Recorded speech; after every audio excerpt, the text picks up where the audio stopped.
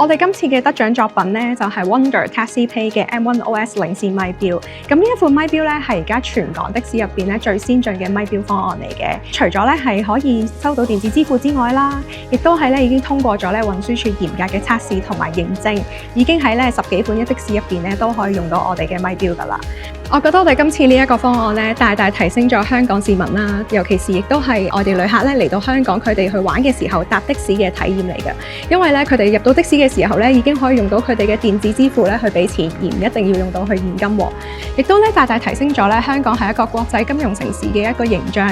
亦都令大家知道咧，香港嘅金融科技咧，亦都係非常之簡單易用，做到一個咧普惠於民嘅一個嘅理念㗎。除咗 Alison 所講嘅，即係我哋 improve 的士嘅電子支付之外，其實香港唔同嘅行業，尤其是 transportation 啦，由小巴啦、巴士啦、cross border culture、ferry 啊，其實好多啲類嘅嘢，我哋從啲的士裏邊都學到好多點樣做交通電子支付嘅一回事。電子支付唔係淨係收八達通，可以收到 Visa、Master、Alipay、WeChat Pay， 令到香港係成為一個真真正正一個國際嘅城市。係咁，我哋公司 Wonder 咧今日就好榮幸可以攞到呢個 ICT Smart Mobility Award 啦。咁其實我諗我哋最主要嘅 feeling 就係非常之自豪，因為我覺得喺呢度咁多公司之下，大家都非常之 innovative， 大家都非常之 competitive。咁我哋喺咁嘅極力嘅競爭環境之下，都可以攞到個獎，我覺得顯示咗香港嘅一個創新精神啦。咁我哋 as 一個香港嘅一個 leading 嘅 FinTech 公司，其實我哋都非常之榮幸可以展示到呢個創新精神出嚟。我哋上下開發團隊、產品團隊、marketing 團隊，其實都用咗好多心力去推動呢個項目。咁由一開始